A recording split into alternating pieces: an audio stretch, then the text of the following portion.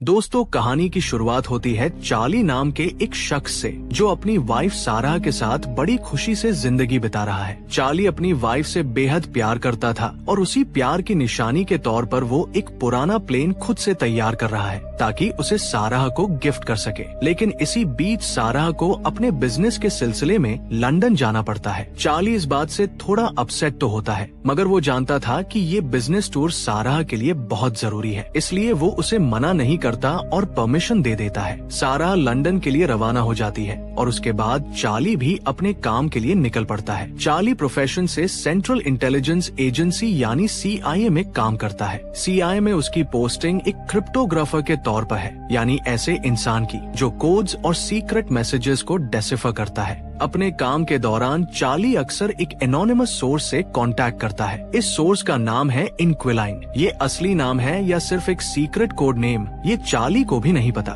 लेकिन इतना तय है कि इनक्विलाइन हमेशा चार्ली को टॉप सीक्रेट और जरूरी इन्फॉर्मेशन पहुंचाता है। इस बार इनक्विलाइन की दी हुई इन्फॉर्मेशन कुछ अलग और चौंकाने वाली है। उसने चार्ली को बताया कि स्पेशल एक्टिविटी सेंट्रल के डायरेक्टर और चार्ली के अपने डायरेक्टर एलेक्स ने मिलकर एक ड्रोन स्ट्राइक की प्लानिंग बनाई है। इस मिशन को सुइसाइड बॉम्ब का नाम दिया गया है। इनक्विलाइन ने चार्ली को कुछ गवर्नमेंट की सीक्रेट फाइल्स भी भेजी। जब चार्ली ने इन फाइल्स को ध्यान से पढ़ा तो उसकी आंखें फटी रह गई। उसमें साफ लिखा है कि ये ड्रोन अटैक दुश्मनों पर नहीं बल्कि अपनी ही फ्रेंडली कंपनीज और एलाइज पर किया जाना है, यानी गवर्नमेंट के अंदर ही कोई गहरी साजिश चल रही है। इसी बीच चार्ली के फोन पर उसकी वाइफ सारा का कॉल आता है, लेकिन चार्ली अपने काम और इन सीक्रेट फाइल्स में इतना उलझा हुआ है कि वो ज्यादा देर तक सारा से बात नहीं कर सका। चार्ली जब अपने ऑफिस से घर लौटा तो उसने बार बार अपनी वाइफ से कांटेक्ट करने की कोशिश की, लेकिन कोई जवाब नहीं मिला। चार्ली को थोड़ी बेचैनी जरूर हुई, मगर उसने सोचा शायद सारा अपने काम में बहुत बिजी होगी।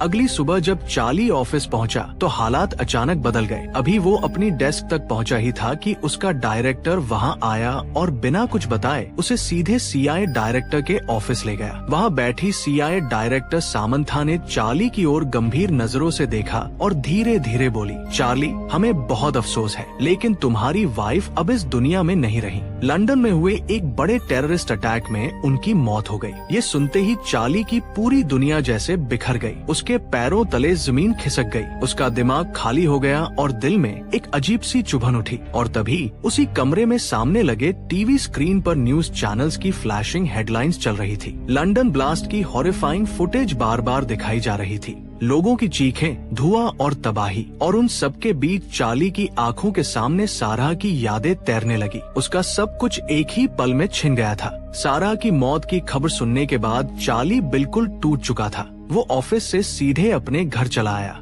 उसे अब तक यकीन नहीं हो रहा था कि उसकी वाइफ सच में उसे छोड़कर इस दुनिया से जा चुकी है। 2 दिन बाद लंदन से सारा की डेड बॉडी उसके शहर पहुंचाई गई। उसके साथ उसका पर्सनल सामान भी चार्ली को सौंप दिया गया। सारा के चेहरे की आखिरी झलक ने चार्ली के दिल में आग और दर्द दोनों भर दिए। अब उसने ठान लिया था कि जिसने भी सारा को मारा है वो उन्हें हर हाल में ढूंढ निकालेगा और रिवेंज लेगा। इसी इरादे से चार्ली ने लंदन टेरर अटैक की गहराई से सर्च शुरू कर दी। कई वीडियो फुटेज, रिपोर्ट्स और सीक्रेट इन्फॉर्मेशन उसके हाथ लगी। उन सबको ध्यान से स्टडी करने के बाद चार्ली को ये शॉकिंग सच पता चला। इस खौफनाक हमले को 4 लोग मिलकर अंजाम दे रहे थे, मिश्का, एलिश, ग्रेचन और शिला। इन चारों ने क्राइम सीन पर मौजूद सभी लोगों को बुरी तरह से हॉस्टेज बना लिया था, लेकिन सारा उनमें से वो अकेली थी जिसने उनके आगे झुकने से इनकार कर दिया। उसने डटकर उनका सामना किया और मौका देखकर वहां से भागने की कोशिश की, मगर उसकी ये बहादुरी ही उसकी मौत की वजह बन गई। उन चारों ने मिलकर सारा को बेरहमी से मार डाला। असल में ये हमला सिर्फ आतंक फैलाने के लिए नहीं था। ये चारों वहां अपने इलीगल वेपन्स डीलिंग के लिए पहुंचे थे। जब चार्ली ने पूरे इंसिडेंट की ये असली तस्वीर देखी तो वो तुरंत अपने CIA बॉसेस एलेक्स और कैलेब के पास गया और पूरी डिटेल उनके सामने रख दी, मगर उसकी उम्मीदों के बिल्कुल उलट। बट दोनों का बिहेवियर बेहद ठंडा था। ना तो उन्हें सारा की मौत की कोई चिंता थी और ना ही अटैकर्स को पकड़ने में कोई दिलचस्पी। चार्ली को जल्दी ही एहसास हो गया कि एलेक्स और कैलेब को इस अटैक के बारे में पहले से ही सब कुछ पता था और उनके रिएक्शन ने उसकी शंका को पक्का कर दिया। असल में चार्ली कोई साधारण इंसान नहीं था। जहां एक नॉर्मल इंसान की IQ लेवल 80-200 के बीच होती है, वहीं चार्ली की IQ 170 थी। इसी वजह से उसे एलेक्स और कैलेब की हर छोटी बड़ी एक्सप्रेशन और बॉडी लैंग्वेज तुरंत समझ में आ गई। उनकी आंखों और चेहरे पर लिखा सच चार्ली ने पढ़ लिया था और यही सच उसे और गुस्से से भर गया। चार्ली को जब अपने डायरेक्टर और सुपरवाइजर से कोई मदद नहीं मिली तो उसने ठान लिया कि अब वो खुद ही इस केस को हैंडल करेगा। सारा की मौत का बदला लेने के लिए वो किसी भी हद तक जाने को तैयार था। अगले ही दिन चार्ली ऑफिस पहुंचा और वहां जाकर एक बड़ा कदम उठाया। उसने डायरेक्टर और सुपरवाइजर के खिलाफ कुछ सीक्रेट डॉक्यूमेंट्स प्रिंट किए। ये वही डॉक्यूमेंट्स थे जो उसे इंक्विलाइन ने भेजे थे। चार्ली सीधे उनके सामने पहुंचा और सख्त लहजे में बोला, अगर आप लोग मुझे सपोर्ट नहीं करेंगे तो मैं ये फाइल्स मीडिया के सामने रख दूंगा। फिर आपकी जॉब ही नहीं, पूरी करियर खत्म हो जाएगी। अब से मैं इस केस को अपने तरीके से हैंडल करूंगा और इसके लिए मुझे लड़ने की ट्रेनिंग चाहिए। अगर मेरी बात नहीं मानी गई या फिर मुझे कुछ भी हो गया तो इन डॉक्यूमेंट्स की कॉपी सीधा मीडिया तक पहुंच जाएगी। चार्ली की इस धमकी ने डायरेक्टर और सुपरवाइजर के होश उड़ा दिए। उन्हें समझ आ गया कि अब चार्ली उनके लिए खतरा बन चुका है। उसके पास ऐसा सबूत था जिससे उनका सब कुछ तबाह हो सकता था। मजबूरी में डायरेक्टर और सुपरवाइजर ने चार्ली की बात मान ली। इसके लिए उन्होंने एक खतरनाक और हाईली स्किल्ड आदमी को हायर किया जो चार्ली को कॉम्बैट, वेपन्स हैंडलिंग और सर्वाइवल टैक्टिक्स सिखाने वाला था। डायरेक्टर और सुपरवाइजर के आदेश पर चार्ली को एक ट्रेनर के पास भेजा गया। ट्रेनिंग शुरू होते ही चार्ली को सबसे पहले गन्स चलाना सिखाया गया, लेकिन यहाँ पर चार्ली की कमजोरी साफ सामने आ गई। वह बार बार निशाना चूक जाता और रिकॉल संभाल नहीं पाता। यह देखकर ट्रेनर हंसते हुए बोला, तुम किसी को मार ही नहीं पाओगे। लेकिन ट्रेनर ये नहीं जानता था कि चार्ली का असली हथियार उसकी जीनियस IQ और शार्प दिमाग था। चार्ली भले ही गन हैंडलिंग में कमजोर हो, मगर जब बात बॉम्ब मेकिंग और टेक्निकल नॉलेज। इसी बीच दूसरी तरफ चार्ली के घर में हलचल मची हुई थी। CIA एजेंट्स ने उसके घर की तलाशी लेनी शुरू कर दी। यह पूरा ऑपरेशन डायरेक्टर मोरे और कैलेब के इशारे पर चल रहा था। वजह साफ थी, चार्ली ने उन्हें धमकी दी थी कि उसके पास उनके खिलाफ ऐसे सबूत है जो उनकी पूरी करियर को खत्म कर देंगे। चार्ली की अनुपस्थिति में एजेंट्स ने घर का कोना कोना छान मारा, लेकिन उनकी मेहनत बेकार गई। कहीं भी कोई सबूत नहीं मिला। तभी कैलेब की नजर एक पुराने बॉक्स में रखी एक CD पर पड़ी। सबको लगा यही वो CD है जिसमें डायरेक्टर और कैलेब के खिलाफ चार्ली ने सबूत छुपाए होंगे। लेकिन जब उस CD को चेक किया गया तो सामने आया चौंकाने वाला सच। उसमें कोई इन्फॉर्मेशन थी ही नहीं। CD बिल्कुल खाली थी। यानी चार्ली ने पूरे CIA को अपनी चालाकी से बेवकूफ बनाया था। उसने डायरेक्टर और कैलेब को सिर्फ एक झूठे सबूत के डर से धमकाया और वही उसकी सबसे बड़ी ताकत साबित हुई। चार्ली का ट्रेनर हेंडरसन अब पूरी तरह उसके साथ खड़ा दिखाई देता था। उसने चार्ली के लिए डुप्लीकेट ID कार्ड्स और फेक पासपोर्ट्स का इंतजाम किया ताकि चार्ली आसानी से किसी भी देश में ट्रैवल कर सके और अपने प्लान को अंजाम दे सके। मगर उसी रात हालात अचानक बदल गए। हेंडरसन के मोबाइल पर एक कॉल आया। कॉल करने वाला कोई और नहीं बल्कि डायरेक्टर मोरे था। चार्ली अब हमारे लिए खतरा बन चुका है, उसे खत्म कर दो। हेंडरसन को आदेश मिल चुका था, लेकिन जब उसने कमरे का दरवाजा खोला तो चार्ली वहाँ पहले से मौजूद ही नहीं था। असल में चार्ली ने बहुत पहले से ये अंदेशा लगा लिया था कि डायरेक्टर मोरे और कैलेब कभी भी उसके लिए खतरा बन सकते हैं। इसलिए उसने चुपके से हेंडरसन के मोबाइल में एक छोटा सा ट्रैकिंग डिवाइस लगा दिया था, जिससे हेंडरसन की कॉल्स और ऑर्डर्स चार्ली तक तुरंत पहुंच जाते थे।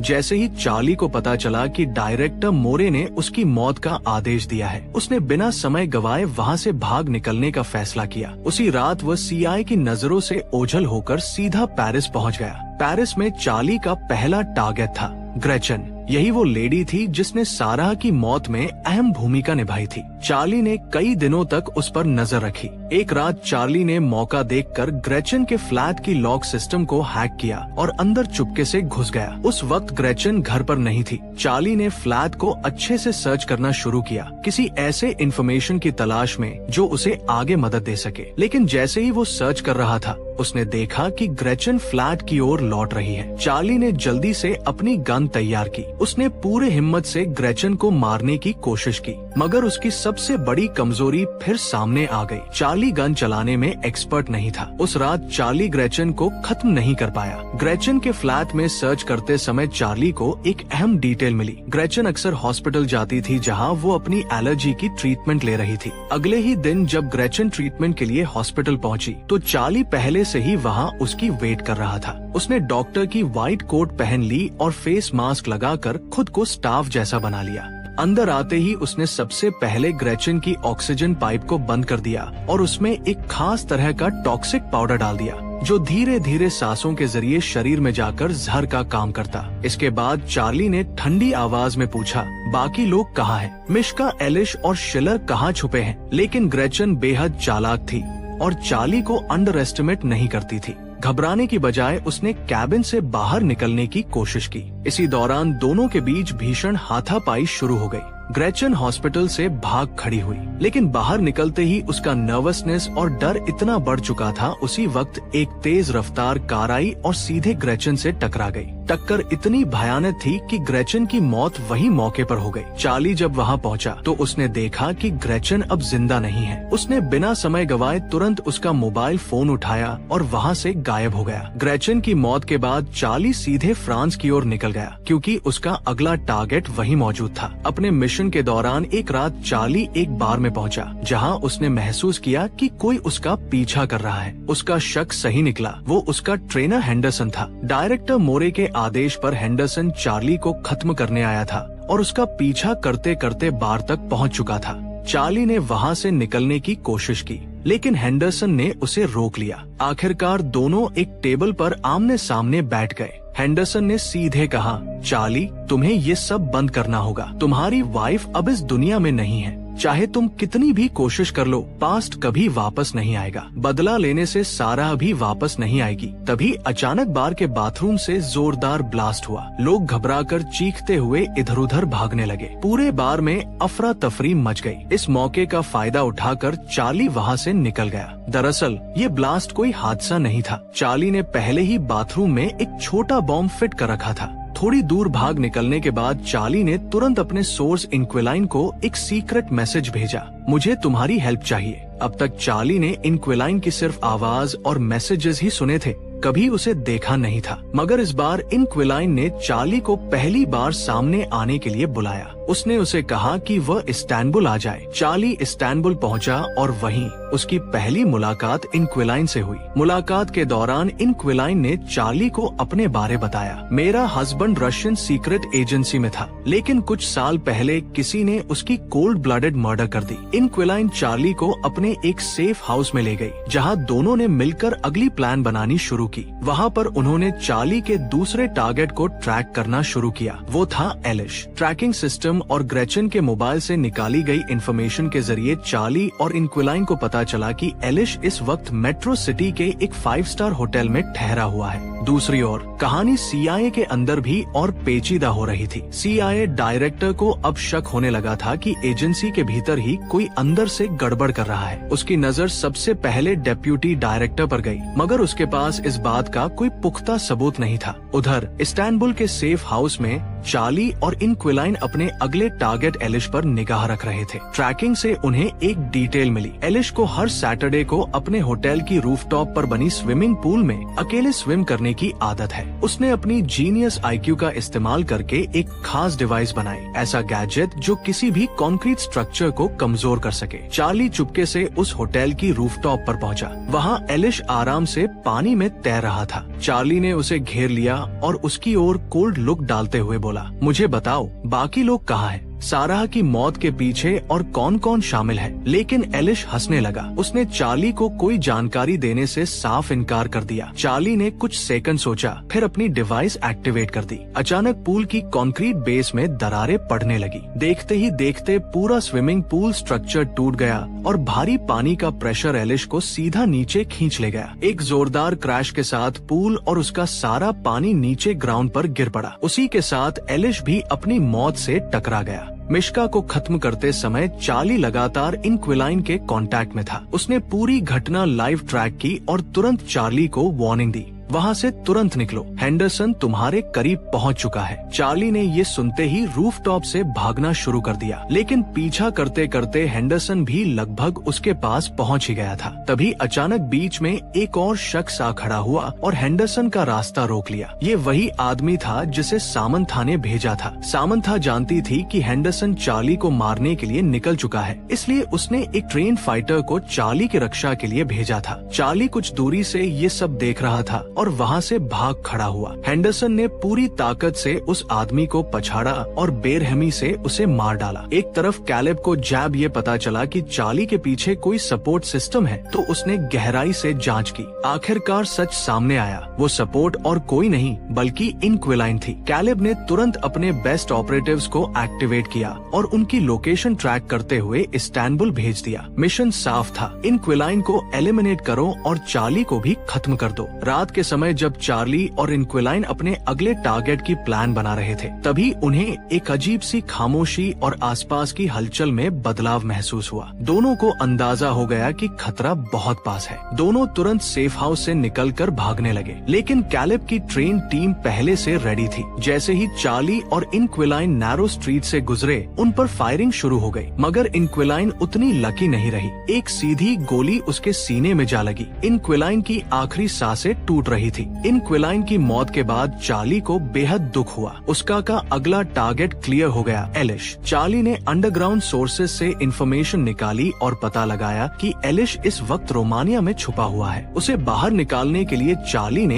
एक खतरनाक प्लान बनाया। एक इलीगल वेपन डील एक्सेप्ट कर ली। चार्ली ने अपना एक फेक फोटो एक सॉफ्टवेयर के थ्रू अपलोड कर दिया, जो सिटी के तमाम सीसीटीवी कैमरास पर लाइव ब्रॉडकास्ट हो रहा था। अब हर गली, हर स्ट्रीट कॉर्नर पर चार्ली की तस्वीर दिख रही थी। डायरेक्टर मोरे और कैलेब दोनों स्क्रीन्स के सामने फंस गए। उनके लिए ये साफ था, चार्ली ओपनली सिस्टम को चैलेंज कर रहा है। मगर असलियत ये थी कि चार्ली उन्हें दूर बिजी रखना चाहता था, क्योंकि असल गेम कहीं और चल रहा था। चार्ली उसी वक्त एलिश से मिलने पहुंच चुका था, ठीक वहीं जहां उसने वेपन्स डील तय की थी। एलिश का भरोसा पक्का था कि उसे वेपन्स का पूरा स्टॉक मिलने वाला है। मगर जैसे ही उसने वुडन बॉक्स खोला, उसकी आंखें चौंधिया गई। बॉक्स में नहीं थे, बल्कि अंदर एक सोफिस्टिकेटेड एक्सप्लोसिव डिवाइस रखी हुई थी। टाइमर नहीं, बल्कि मोशन ट्रिगर, यानी अगर एलिश जरा भी हिला तो सीधा विस्फोट। एलिश की सांसें तेज हो गई। एलिश ने पहले झूठ बोलने की कोशिश की, मगर सिचुएशन पूरी तरह चार्ली के कंट्रोल में थी। चार्ली हर सवाल नीडल की तरह चुभा रहा था। आखिरकार दबाव में आकर एलिश ने सच उगल दिया। द रियल मास्टरमाइंड इज शिला। उसने ही पूरा टेरर नेटवर्क बनाया है। चार्ली को अब वो नाम मिल चुका था जिसकी उसे तलाश थी, शिला। चार्ली बॉक्स से उठकर बाहर चला गया, जबकि एलिश अब भी उसी डेथ ट्रैप में कैद था। उसने डेस्परेट होकर बचने की कोशिश की,